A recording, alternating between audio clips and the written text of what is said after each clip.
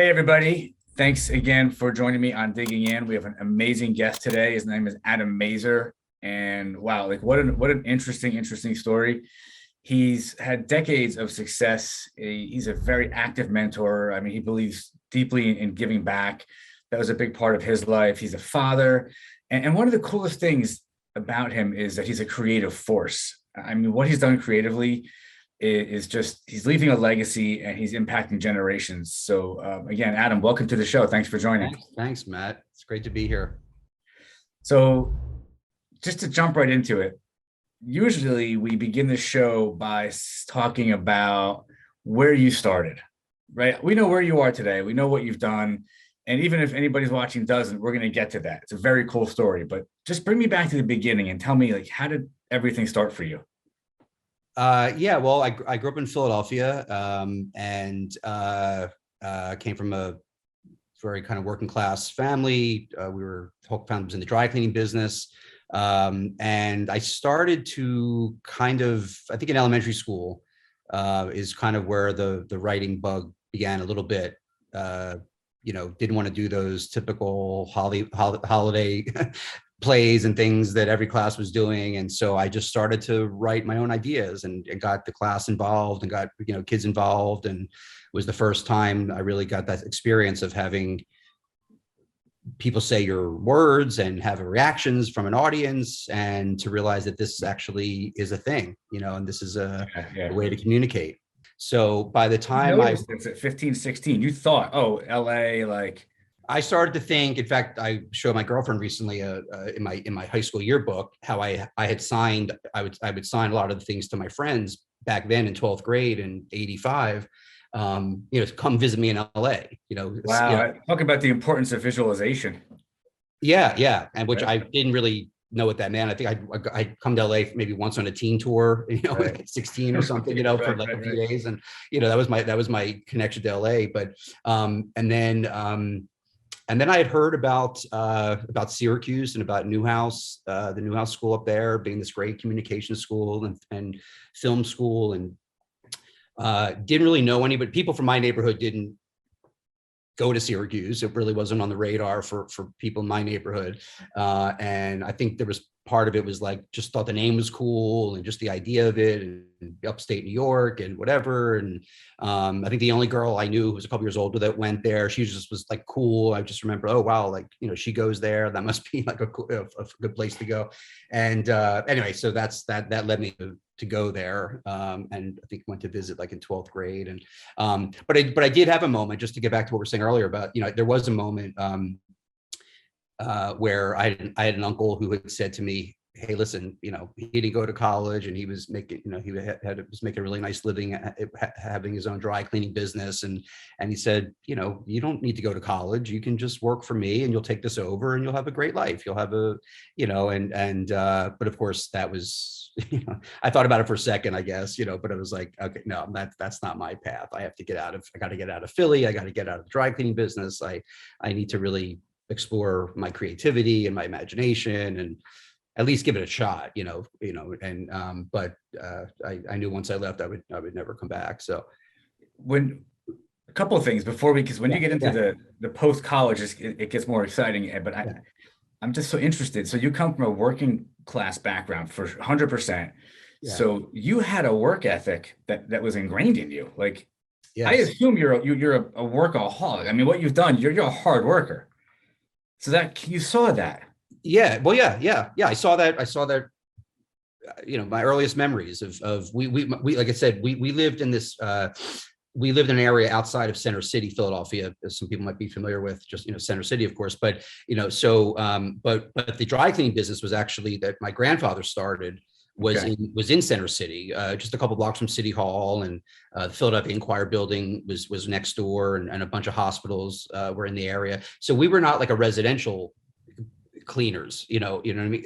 It was mostly people who would come to work and bring their clothes in the morning and pick them up at night. And some people lived in the area, but it was back then it was mostly commercial and businesses, you know what I mean? So, but anyway, watching my grandfather run this thing, and then my uncles and my father before the divorce. My mother took it over after the divorce. And did you work there? Yeah, I worked there as a kid and learned sort of the tricks of the trade of all that. And sorry about that.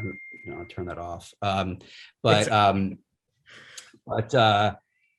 Yeah, like, no, and when you started working, I started working there probably, started going down there 8, 9, 10 years old, a little bit, but really by like 12, 13, I was going Saturdays, maybe play Little League, and then afterwards that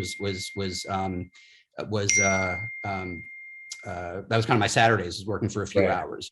But it also, so the reason I mentioned that, the reason I mentioned also about the cleaning business too was a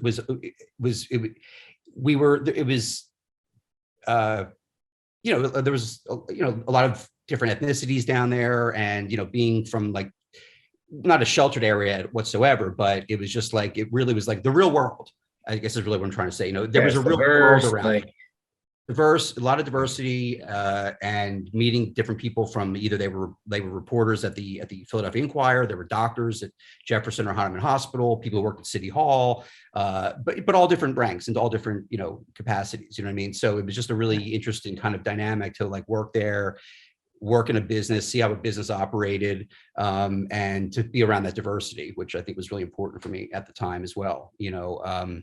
And a great experience. And it was just like, then I would make my, $25 or $30 on a Saturday, and I had some pocket money, and at that age, and so that felt, but to your point, that was the work ethic was definitely instilled in me from my grandfather, and then my uncles and my mother, and So you don't know anything other than work hard and to some degree discipline. I mean, you got to be there. They start early in the morning.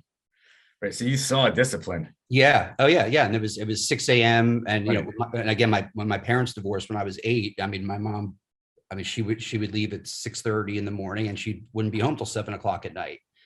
So another experience I had was that I had a lot of time to myself, after school. I had an older sister, we were close, but not like socially close, so she, I was doing my thing a lot of independence, and a lot of,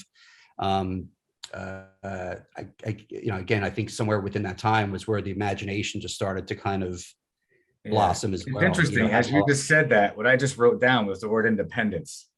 Oh, okay. That's what I heard when you were talking, that, which I can relate to, because I had a different, when I was 12, my father died. So you had a divorce, I had a death, but I can relate to remembering you come home to nobody, and you're independent. You can do anything you want with that time, and what you do with it is interesting. I chose to work, and it sounds like you were focused as well. Yeah, and we didn't. And in my neighborhood, the kids didn't go to camp. It wasn't like it wasn't. We weren't a camp neighborhood. It was like. A lot of kids from Philly did, but my particular neighborhood we had so many kids growing up in this one area, like within my block and a couple blocks around us, and we had so many kids that we really had our own campus. Our neighborhood was camp every summer, Exactly. But I did work a lot too, like even during the summers as well. So this is a great foundation, because this is what it's about right here, because it defined everything you went on to do. One more question about this before, and then we'll move on to the rest of your life. Yeah. Did anybody really recognize you knew you were creative, but when you were 10, 11, 12, up until you get now you're 14, 15, you're in school, so you're doing creative things, but were you really recognized as like a creative kid, or was it like surprised everybody? No, I think that's, I think I was. I think there was just enough. I think, again, if you talk to the kids I went to elementary school with, a lot of them will remember fondly these plays that we put on, and things like that. And then, I think there was just something about my personality, and again, had watched a lot of things. So I had a good sort of reference point to a lot of different TV shows and movies and things, and all those kind of pop culture things that came out of it as well. And so, I think there was the sense that like, he's creative. There's something about him. He's probably going to do something ultimately in that field. Yeah. You may or may not agree with me or relate to what I'm saying, but coming from something where I just shared with you, we had similar experience, early childhood. of not having both parents in a certain way. Mhm. I vividly recall, and I even attribute a lot of my success today. I went through later on in life years of therapy to learn this stuff. Sure. But I had to adapt, and to adapt, I had to become creative, and I had to become a little bit of an actor, and I had to write my own story, and I mean, really, and it was part of because of what happened. Did you attribute any of what you did to, like, you know what? I don't want to go back to where I came from. I'm going here. I'm doing this, and I'm leaving that behind. And by the way, I'm really going to create my own life. Yeah. Did you ever connect that to, like, okay, that's what happened, and I'm moving on from that? Yeah. Well, like I said, I think, yes, absolutely. I think that independence, that kind of like, I mean, just generally as a, you know, but also like literally the 3 to 7 o'clock of my life every day, where I really was kind of alone. Or I mean, of course I had a ton of friends, but I'm just saying, like, I didn't have like this responsibility as much, and the structure, right? That even better word, right? The structure to that kind of thing, which just allowed me to kind of do my own thing. With a lot of, my mom trusted me completely, so it wasn't like she was worrying about me. I wasn't a saint by any means, but she trusted me, and we're not going to go there. Had reason to, but I'm saying, but that was, but so that kind of freedom and that independence, which came from that change in that family dynamic. Because I often would say years later, had that not happened, I don't know what I would have become. And I find that with everybody that I have on the show who has there's a commonality. Many successful people, no matter how they found success, had something like this happen when they were a kid. Mm-hmm. Almost everybody that I've had on the show, and almost every person I know who's successful in any way, I mean, financially and business wise. I don't mean in terms of family, but there's a drive, and there's something that's different that you can't teach somebody, right? In my opinion. Yeah. And now that I've heard your story, like, now I get it. Like, I see the path. It makes sense. Yeah. You know? Well, I understood, again, I understood the working, the working part of it, and that every dollar counts, and that every customer counted, in that dry cleaning business, which was supporting me, and which was, put me through college and all that for my mother, that was really integral, and that was really important to recognize that early on, that not taking anything for granted. I, like you, was not handed anything, it was all self-made and just self-driven, which has always been one of the, I think, more special things, I guess, maybe in some ways of, of my story or others, that you realize that, like, special. You just uncommon. And that, like, your drive, the drive is everything. And where, and you'll only go as far as hard as you work, basically. Right. So just kind of a side note, have you had success in so you like me, our kids came up different because we did it, and so we don't want our kids to go through the same thing we went through. Right. I'm talking about financially. I'm talking about, you had to go to work with the dry cleaners. Have you been able to keep them grounded? Actually, yes, which I'm very grateful for, because they of course, growing up in LA and around a lot of things that are uncommon and a lot of people that have a lot more than we did, or whatever, that, like, and so but I think we did a good job of just raising them. My ex was from Philly also, and actually, ironically, her father was in the dry cleaning business, so we had a connection there. But right, no, at all. But no, the kids. In fact, my son, he's 20 and has been working. He started his own business when he was 13, and my daughter, 16, and she got a job the day she got her driver's license, and has been working for the last 6 months. So they definitely like get that, and which is really fantastic. Yeah. All right, I could talk about your early life forever. This is to me the most interesting thing. I'm sorry, it's so cool how people find their way. Yeah, no, it's but I don't want to run out of time and not get to the good stuff. That everybody else is interested in. So you went to college, and actually, I do have one more question to tie the time frames together before we go forward. Do you find that when you write that a lot of your the culture and the experience from being in Philadelphia, do you find that creeps in to everything you do, or to things, I guess, at times that you do? At times, yeah. I mean, I think that at times yeah. Look, I think you are who you are. You are you're the product of where you came from, no matter what. I mean, I've been in LA for 32 years now, and I'm still a Philly guy. Exactly. I've never rooted for an LA team in my life. I was rooting for the Bengals last week. But here's the big question: what do you put on ice cream? Sprinkles or Jimmy's? Jimmy's. Yes, from Philly. All right, right, exactly. Yeah, exactly. So, but so I think there's just something about that, that place you come from and that experience that certainly, is sort of part of the foundation for sure. Yeah, yeah.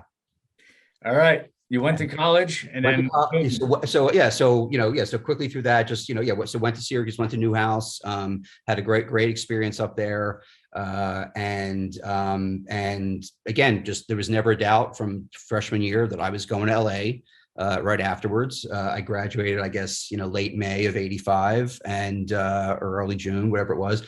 And by July 4th, I was actually by late June, I just turned 22.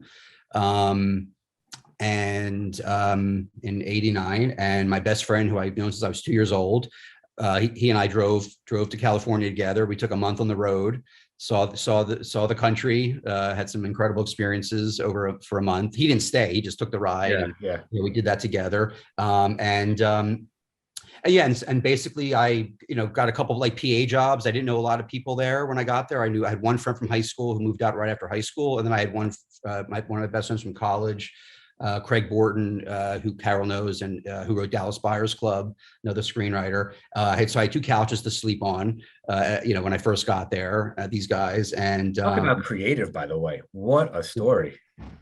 Dallas Buyers Club.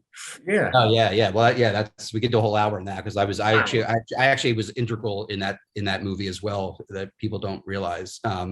Incredible. And 20 years to get made. Unreal. It's a real incredible story. What was that? Say the last part again. It took 20 years to get made. I thought you said to get paid. To get made. So, that's another, Craig's another story of perseverance. Maybe you'll talk to him someday. But yeah. So then it's like, what do? You don't have a lot of connections. No one's saying, oh, my dad, whatever, this or that. And so it was really, so I did some production assistant work, some PA work, and worked those 18-hour shifts and the grunt work that you hear about. And you were prepared for that. You were totally prepared for that. I was totally prepared for that. It did not throw me getting up at 4 a.m. or 5 a.m. or working till 2 a.m. I just was totally prepared for that. And then probably about a couple of years of doing like that kind of work. And then I got a job for Aaron Spelling, who of course was the biggest TV producer at the time, and he had a little film division, and I got a job there through a contact that I had met, and now I was working as an assistant on the desk of a producer, a movie producer, and this was early '90s. This was the original 90210 or so. It was like back then. I think there was a remake years later, and that's how far back that goes. And I did that for about 6 months. I met other writers, learned about the business more and more. And then but I was actually I wasn't finding a lot of time to write. Actually, it was a little bit more of a corporate job. I think if you wanted to be an agent or a producer, that would have been a great launching pad. But after about 6 months, I realized it's kind of sucking out the time from actually the writing. And I'll just tell you real quickly, one morning I was there about 6 months. Because I always credit this movie as sort of changing my life in some ways too, which was I went to see a Lust for Life, a Kirk Douglas movie that Vincent Minnelli directed, Liza's father, who about obviously Van Gogh, the Vincent Van Gogh movie. And it was just one of these things that was like being put back in the theaters for a weekend or something. And I love Van Gogh, my favorite artist, but I'd never seen the movie. So I go on a Saturday morning by myself at 11 a.m. at this theater in LA, and I watch Lust for Life, and I'm just blown away, and just in every way about this movie and this passion. I mean, watching this come to life.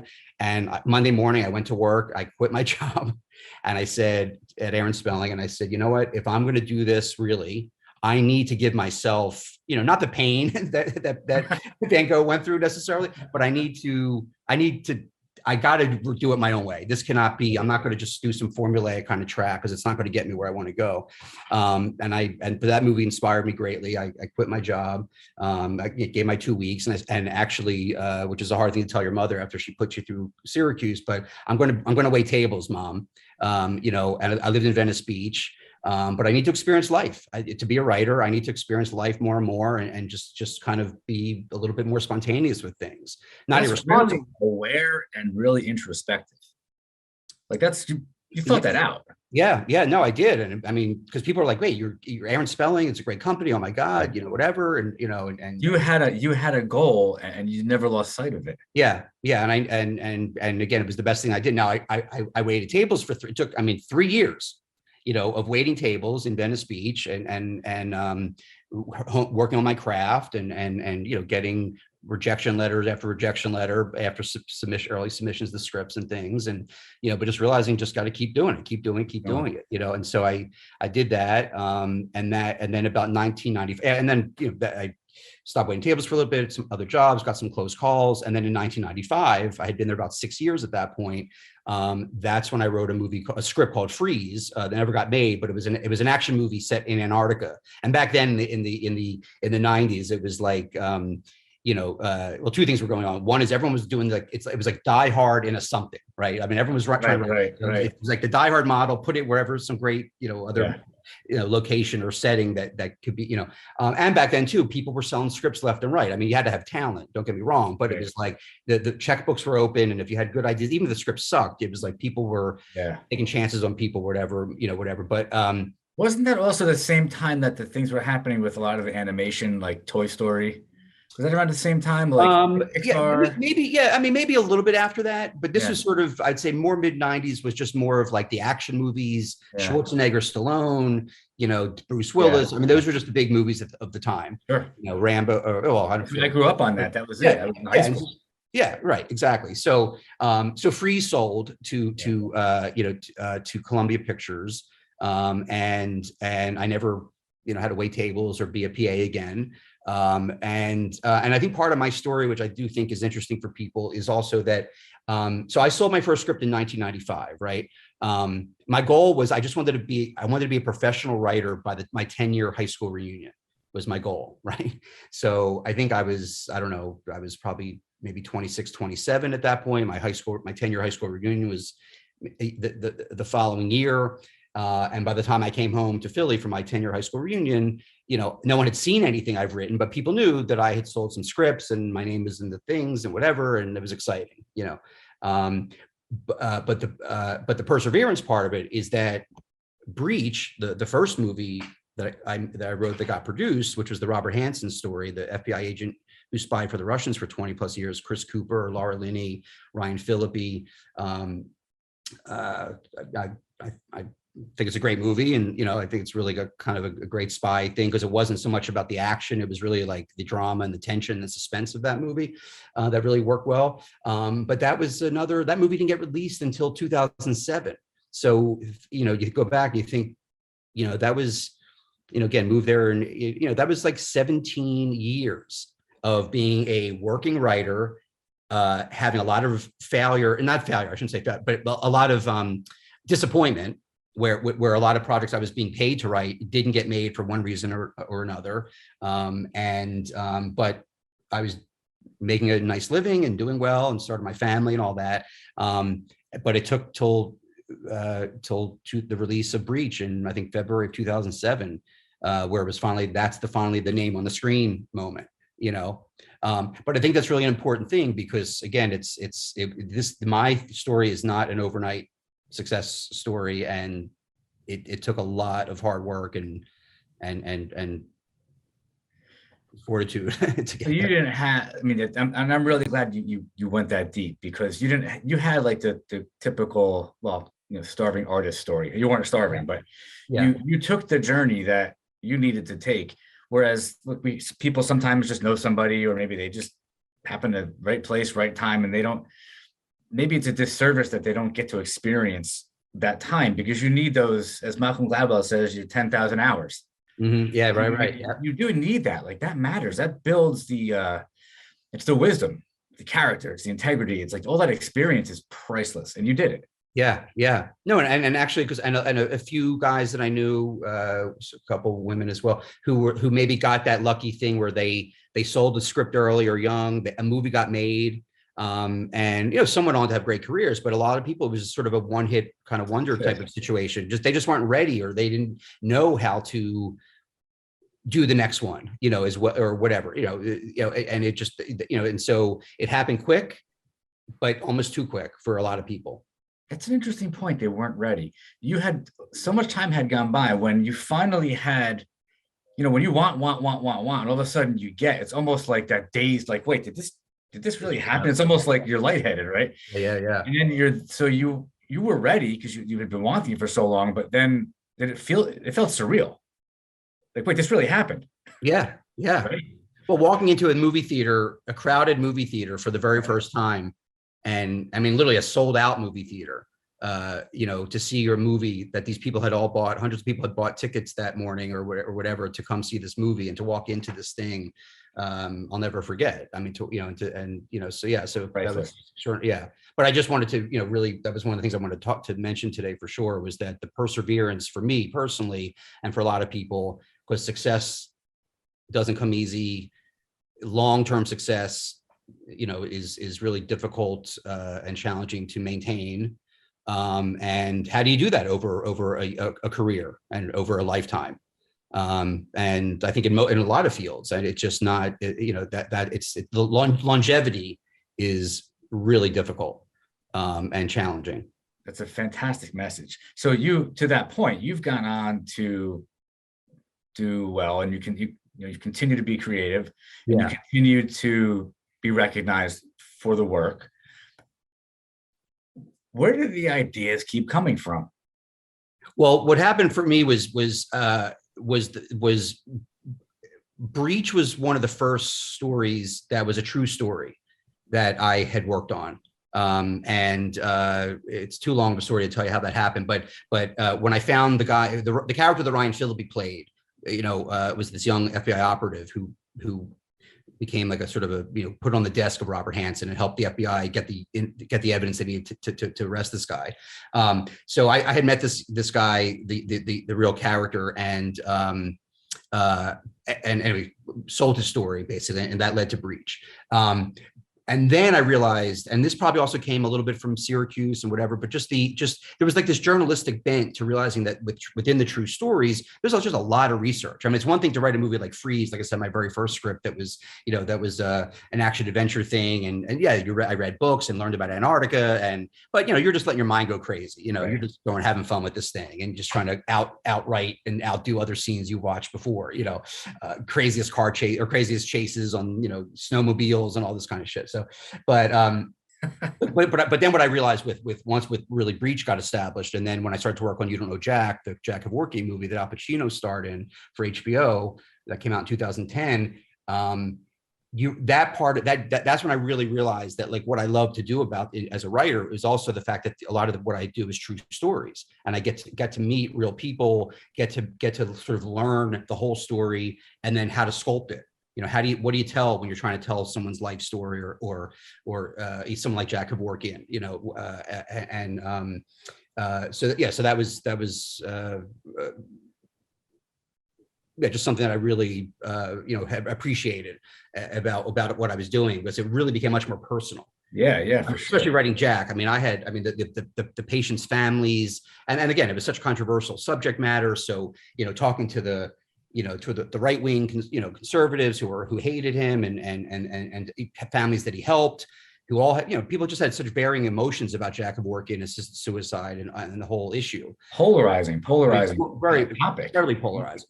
But had to listen to everybody, and wanted to listen to everybody, right. Wanted to hear from everybody, and so that part of it became, it's almost like the writing sometimes for me has become a little bit like I said, journalistic, but I think part of what's kept me going in a lot of ways is that it's not so much always thinking of like what's the next idea in my own brain, but it's finding these fantastic stories that are out there that maybe have never been told, or some that I've written that haven't gotten made, and we're still trying to do everything from John DeLorean's script, Hank Aaron, who I spent a lot of time with and wrote his biopic. Unfortunately, he passed away last year, and won't ever get to see this. But anyway, but meeting these people and doing the research, is really a wonderful part of all this. Yeah, I'm thinking as you're talking about the time you're talking about that goes into doing that, is it this business wise? Do you sell the idea first so that you can put all that time in after, so that you're getting paid for your time? Yeah, I mean, I got to a level where, again, these aren't slam dunks, but Right.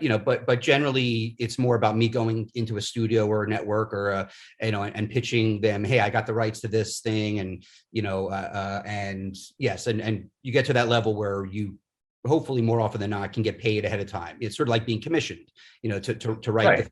and of course that's. Once in a while, something might just be such a labor of love, such a passion project that it might be a harder sell even. And you say, what, I'm just going to take the time and spec that thing out, write that thing on my own time, and then sell it that way. And that can occasionally be more lucrative too, because you've actually written it as opposed to selling it as a pitch. But that's ideally how it goes. The process that you follow, has it changed very much since you were, I mean, I'm guessing you're a little older than me, but we're similar generation. So 20, 25 years ago, has your process changed dramatically over the years, or do you still go to the same sort of go to? I know you learned what you learned in school, but then there's you being you. Has it changed a lot? The process itself, not as much. I don't take credit for this quote, but being a writer is it's like having homework every day the rest of your life. And so Right. it's like, I mean, it really is like you're never not thinking that there's something to be done, like even if you're on a vacation or you're doing whatever, at the end of the day, it's not going to write itself. I mean, you've got to sit down and actually do it. You can talk it out, you can talk about it and, whatever, but at some point you got to sit down and write it.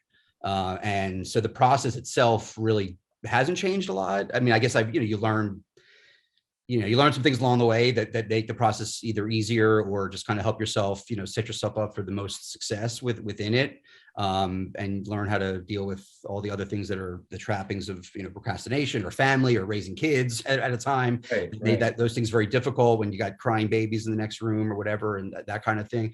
But at the end of the day, this is like, a writer writes and you got to do it. And it's, like I said, it does feel like it's homework, like forever, In the most like basic, unskilled way, I was asked to write one chapter to contribute to a book, the book was about finding your purpose. There were 8 authors. I have an interesting life story. So I wrote my one chapter. It took me 3 months to write one chapter about myself. I forget how many words. They limited me to a certain. So when I got done, I was dictating into my phone and then cleaning that up, and then because I that's how I come up with things better than writing. Yeah. And it took me 3 months to rewrite because it has to be inside a certain size. So I'm like, well, how do I leave out major parts of my life? Right. But I had to pull things out, and I'm like, well, then they're missing the story. Now I'm talking about one chapter in one book. It took me 3 months. Right. So what you're doing is like mind blowing. Yeah. Well, and you whether, whatever the story is. And again, a lot of it's research on these true stories, but it's, this, I mean, it's again, what story are you telling? What what other characters are you including? And like I said, sculpting it, and to write a 2-hour, and you're writing every line of dialogue. Right. There's every action that you're seeing in a movie is written, and so every moment is thought out. Okay. People think, oh, that was what a coincidence. No, that wasn't a coincidence. I did that on purpose. What would forget what anybody else thinks. What would you consider to be the thing the piece of work you're most proud of? I mean, Jack for sure, is not just because of the Emmys and all that, and to work with Al Pacino, like I said, to, I'll have all these years later to have Al as like a friend, and, have his phone have his number in my phone, and, check in with occasionally, but especially because, growing up on his movies, of course, Of course. like unbelievable. But again, because of the issue, because of the, I lost my mother early to cancer, and there wasn't, it wasn't euthanasia, but it was like you making decisions about, no more treatment, or, things like that are really profound for people, and really, so that story in particular was just, just the most powerful thing I think I've ever really done, for so many different reasons. So when you wrote that, and when it was all said and done, I suspect that it has to go. I mean, somebody else looks at it and they're like, well, yes or no, or change this or change that. Is that kind of what happens? Yeah. And I'll tell you this thing real quick is that, HBO, I pitched it to HBO. And the executive there was someone, a man, Len Amato, who I'd known a bit in the business. And he said to me, he said, look, he goes, Mazer, he goes, I'll write you a check. You go write your Jack Kevorkian movie. He said, well, I'll tell you right now, it's probably not something we're going to make, but it's interesting enough to me that I can write you a check to do this thing and let you dive in, and anyway, over the following year and a half or so of the writing process and discovering of all these different things about Jack, his character, and other things, the movie really came to life, but HBO was great. I mean, they are one of the best, at really, they care about the material. So you're really working with a lot of fine people who really care about the product and the process, so. Yeah. So the reason I asked you which one is your one of your favorites is because what I would like to know is, were you forced to change certain things about it that you didn't agree with, but you gave in anyway, or did that come up in that process? It's my experience for most of my movies has been a lot of I don't say liberty, because of course a lot of people are chiming in along the way, you know what I mean? But rarely have I ever felt like, oh, they're taking it over. They're kind of turning this into something it shouldn't be. Oh my God, what are they doing? Right. If you loved it so much, why are you changing every word? That kind of stuff. You know what I mean? So, right. So there's been a lot of, I've been fortunate because there's just been a lot of like respectful relationships through this for me where, yeah, but it does happen to a lot of people. Well, you hear about that, you hear different things, you watch different shows, people talk about it, but yeah, you've done so much, you've created so much. And what I'm also hearing as you're talking, which I never really thought about, is it sounds like, I mean, you're the creative force behind the entire idea and actually writing it. So it doesn't happen without you. I mean, you're the starting point. You are the starting point. Right. Which exists because of you. Well, and which goes back to what we started with. What I was saying is back as a teenager, realizing, oh, somebody wrote that movie I love. That didn't just get pumped out of a machine or something. And that someone actually had to take the time to do that. Which I again like. It's such a common sense thing, but it really is and none of these things happen without the writer. Right. And I, it's meaningful when people recognize that, because we're the faceless, somewhat nameless people exactly out there, and you get to obviously the Aaron Sorkins of the world and people like that who become these really well-known people and these brands, but it's rare that you can name a writer of a show or something, or a movie. So, how much of a say do you have in who gets to play what part? It depends. Sometimes usually they'll ask about who'd you have in mind when you're writing this, who have you thought of, things like that. And it just depends on the project where you'll have a little bit more say in it. When I was doing Jack, there was a thought of like Dustin Hoffman in my head, and Michael Douglas even had heard about it, early on. So there was like, I'm thinking, but Dustin Hoffman was sort of more the thing. And then when Barry Levinson came on to direct after he read the script, from HBO, and then they gave it to Al Pacino. So it wasn't like, Al Pacino again only came aboard because he read the script that he really took to. And then of course he just, he killed it and just embodied the hell out of Jack Kevorkian. Well, it's funny because I saw it a long time ago, and actually I remember that movie vividly. And of course I didn't bother to look who wrote it. Yeah, right. But, when I was doing some research before we spoke, I'm like, oh wow, it's this movie. Yeah. And I remember the movie. I remember the whole performance, and it was a long time ago. It was about 10. It came out, I think, in 2010. So it's Yeah. 11 some years ago Yeah. now. Yeah. Yeah. I usually ask the question, what advice would you give to the 25-year-old version of yourself? But I want to ask you this differently, because you have kids, one of them is closer to 25. What would you tell your son who's 20 if he wanted to follow in your footsteps? What advice would you give him from what you've learned? And well, I have told him these things. We've talked about this a lot. He went to he got into USC Film School as a director last year. So he is interesting. Yeah. Oh yeah. He is following my footsteps. I didn't know. But here's the difference and I guess this is the thing about being a writer now is how it's changed, in terms of evolution a bit, is now what I told him from the beginning was, if you're going to follow this and whatever it is, he's not like it's filmmaker of different things, music videos, commercials, content. It's a lot different for these kids now. Of course, there's TVs and movies as well. But I said to him, if you're going to do this, and he did this a long time ago, was I said, make the thing. Don't just put the words down. What somewhat compromised my career a little bit, not compromise it, but I some of the creativity, I would say, was that I was just a writer, and I've always just been a writer. I want to be a director. I want to direct some of my stuff eventually, always have. But I told my son, and I told a lot of young people, you now have the capacity to make it.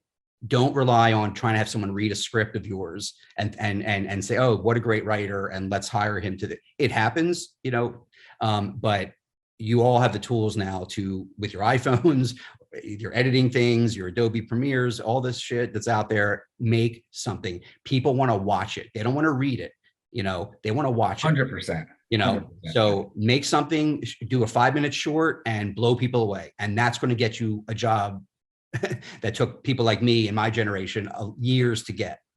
People are going to see it right away. I mean, it's like, it's boom, it can go viral all of a sudden. Yeah. Overnight. Yeah. How cool would it be for you guys to work together? Yeah, we are. Well, we are collaborating. I'm a big Grateful Dead fan, and I wrote a Grateful Dead inspired movie that we're going to work on together. I think is going to be that is a story. Yeah.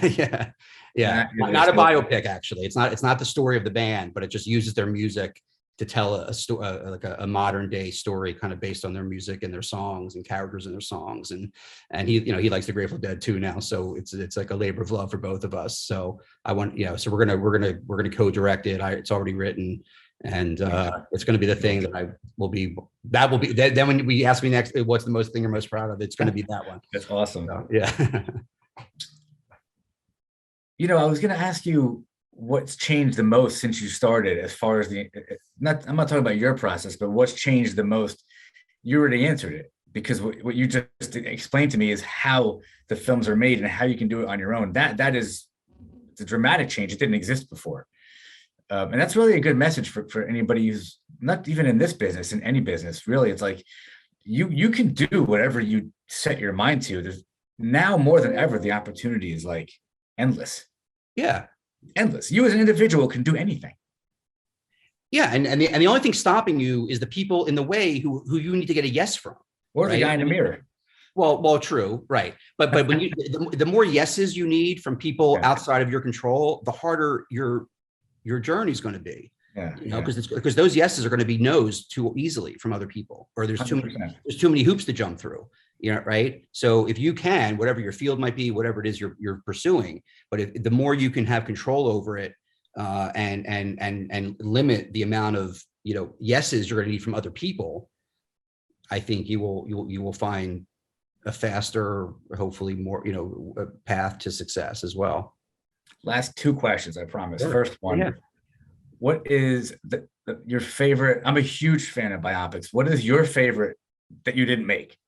Number one, doesn't matter how old it is, how recent it is. That's a good question. I mean, one of my favorites, actually, a little quirky, was like Man on the Moon. Was the Andy Kaufman? Was the Andy Kaufman story in the movie? Jim Carrey one. I just thought was pretty so well done in a lot of ways. That was amazing what he did to play that part. I mean, how do you get your mind to be in that place is like, you gotta, that's Well, yeah, what well, I think Carrie, yeah, apparently he went off the deep he end might have been stuck there. in the making of that, right? He might still be there. But yeah, I mean, that comes to mind, the Larry Flint movie, another one, Fantastic. and then just to mention, just to throw it out there as we're wrapping up, but what I'm working on right now actually is the Gene Roddenberry biopic. So the Star Trek creator, who's no one's ever told Gene's story, which is such an iconic figure, and I'm working closely with his estate and his son, and we're talking to Paramount right now about doing it with them for Paramount Plus for their new streaming service. So you changed pop culture forever. Yeah. I mean, and not even being, I wasn't a big Trekkie myself, I enjoyed it as a kid or whatever, but again, what a fascinating story that led him to end up creating a show like that, and the effects that has had, I mean, the impact is like the magnitude of that. It's going to live on forever. Yeah. And he didn't know he was doing that. I mean, I'm sure he's making something you can't predict. And he didn't really become a writer until his 40s, so this wasn't a guy so there's a lot about the story that even I think the most ardent fans will be surprised to learn, but yeah, hopefully that's going to be the next one out there. Okay. So last question. Sure. Are you satisfied with where you're at in life now? Well, not completely. I mean, I'm satisfied. I'm incredibly satisfied in my personal life, incredibly satisfied as a father. The friends I have are extraordinary, and that's wealth beyond any other kind of wealth. This business will eat you up a bit, and as much success as I've had and others have had, it's a grind. It doesn't matter who you are. You're hustling in one way or the other, constantly with stuff. And I mean, like, the people you would never imagine, the top A-list people you could ever imagine, Tom Hanks and Brad Pitt included, don't get all their shit made all the time. You know what I mean? And it's like, there's a grind to it that I wish I was sort of a little bit elevated over, but again, I think that's going to exist no matter what. It's just part of the business. It's just part of the business, yeah. And that's just part of the deal, But you're in a good place. By and large, in a great place, and it's to have these conversations and to even look back a little bit too is like wow, you did kind of nostalgic. Yeah, well, and you want to leave something behind. For me, at least besides my kids and the friendships and love of my life, kind legacy. Yeah, but you want to leave us something behind it, And I think my filmography isn't long, but I think the ones I've done for the most part and will continue to do are memorable and will be talked about, and that's a good feeling. I want to just share a few words that I wrote down in the past hour. Okay.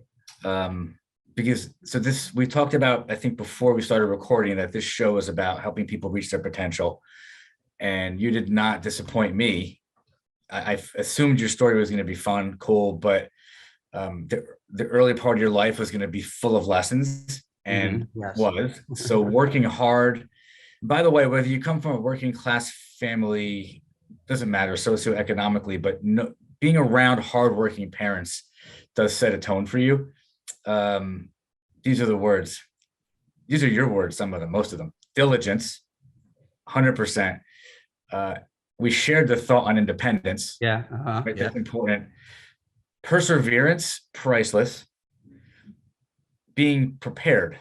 You didn't say it that way, but I took from what you were talking about, being prepared. Yes. And by the way, a lot of people will say, oh, you're lucky. I learned from a book that I read, actually, I'll never forget it. Luck is a combination of preparedness and opportunity and recognizing opportunity. Yeah. Not that you're lucky, it's you were prepared and you saw it. And you did both. Yeah. I can't read my own handwriting. Knowing the goal. You never lost sight of your goals, and that's one of the coolest things about your story. And you never relented on it. Like you made decisions that were on track with the goal, and everybody was like, "What are you doing?" That's a fantastic message. Being driven, and lastly, you've had disappointment over and over and over and over, and you never gave up, which is perseverance. But being able to deal with disappointment and not and knowing it's not you, if you just keep going, that you'll reach your goal. That's a huge takeaway from this conversation. Absolutely. Yes, that's such a huge thing, because it's not personal. Well, I mean, occasionally it can be personal for people for certain things, but I mean, but by and large, It didn't define you.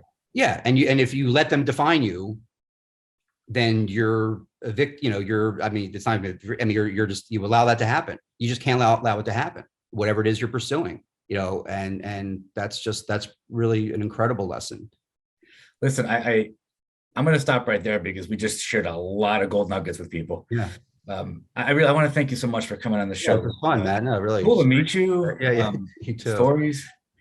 Just very cool. Yeah. I don't know if you want to share, oftentimes I'll say, if you want to share information, we'll put it down below. If you want people to reach out to you, it's up to you if you want to do that. If not, it's fine.